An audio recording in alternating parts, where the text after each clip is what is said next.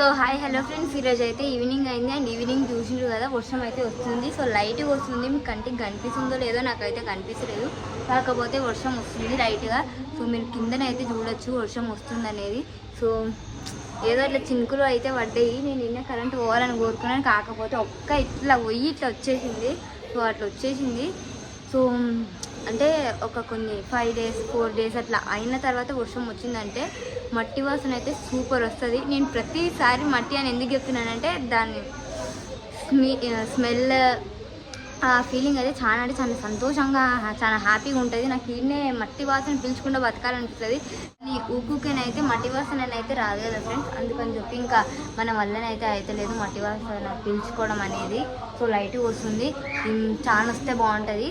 కాకపోతే మన షెడ్ దగ్గర ఎద్దులు ఉన్నాయి కదా, ఎద్దుగానగా పెట్టినామని చెప్పినా కదా. సో వీడియో చూడకపోతే మన ఛానల్లో అయితే ఉన్నాయి, చూడని వాళ్ళ కోసం చెప్తున్నాను. ఎద్దుగానుగా వీడియోస్ అయితే పెట్టినాము. మేము ఎద్దుగానుగా తీసుకొచ్చినాం కదా, ఎద్దుగానుగా ఆయిల్ కోసం ఎద్దులను తీసుకొచ్చినాం కదా. సో ఎద్దులు తడవకుండా ఉంటే సారు, తడవవు కాకపోతే కొంచెం ఇట్లా షెడ్ నుంచి ఇట్లా కొంచెం బయటకు వస్తే అట్లా అంటున్నాను, తడవకుండా ఉంటే బాగుంటుంది. సో ఈరోజు అయితే వర్షం రావాలని చెప్పి కోరుకుంటున్నాను. చాలా వాసన అనేది చాలా అంటే చాలా బాగుంది. నేనైతే పండుకొని ఇప్పుడే లేచినాను. నేను ఎట్లా వండుకున్నానో నాకే అసలు అర్థం కాలేదు. కొన్ని మోటివేషనల్ స్పీచెస్ వినుకుంటా, బుక్ చదువుకుంటా అట్లా వండుకున్నాను. సో అట్లా అవి ఇంచుకుంటా వండుకుంటే చాలా ప్రశాంతంగా హ్యాపీగానైతే నిద్ర వస్తుంది, అందుకని చెప్పి చాలా వండుకున్నాను. సో ఇట్లా లేచిన దాడే ఇంకా తిన్నదాడే ఇంకా వర్షం అయితే వచ్చేసింది. సో ఎంజాయ్ చేస్తున్నాను, ఈ వర్షంని స్మెల్ని ఎంజాయ్ చేస్తున్నాను. సో వీడియోని అయితే లైక్ చేయండి, ఫస్ట్ టైం స్కిప్ చేయకుండానైతే చూడండి. అండ్ ఈరోజు వీడియో చాలా ఇంట్రెస్టింగ్గా ఉంటుంది. అండ్ బ్లాగ్లోకి అయితే వెళ్ళిపోదాం పదండి. సో ఫ్రెండ్స్, మా మమ్మీ అయితే పల్లీలు కాలుస్తుంది సాయంత్రము. సో ఎందుకంటే అది మా అత్తమ్మ పల్లీలు తీసుకొచ్చింది. సో అవి అయితే కాలుస్తుంది. ఆల్రెడీ మేము పొద్దున మార్నింగ్ తిన్నాము, కాకపోతే మళ్ళీ ఒకసారి తిందాం అన్నట్టు కాలుస్తుంది టైంపాస్గా.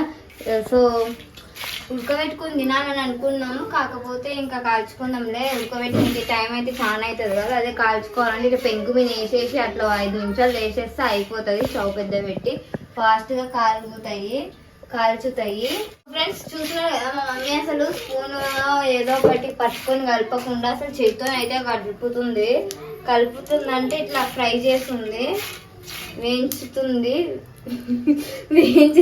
వేపుతుందా ఫ్రై చేస్తుందా ఏమన్నాను మమ్మీ? కాల్చుతుంది అట్లా చేయితోని. సో మా చేయి కాలుతుందో లేదో నాకు తెలుసలేదు. సో ఈ పెంకు వేడికి కావాలంటే చాలా సేపు అయితే అవుతుంది, ఎందుకంటే చూస్తున్నారు కదా ఎంత లావుగా ఉందో, చాలా మందంగా చాలా బరువు ఉంటుంది. అసలు అది ఒక్కసారి కాలం మీద పడిందంటే ఇంకా అంతే, నొప్పికి అసలు తట్టుకోలేరు ఎవరు, అంత బరువు ఉంటుంది.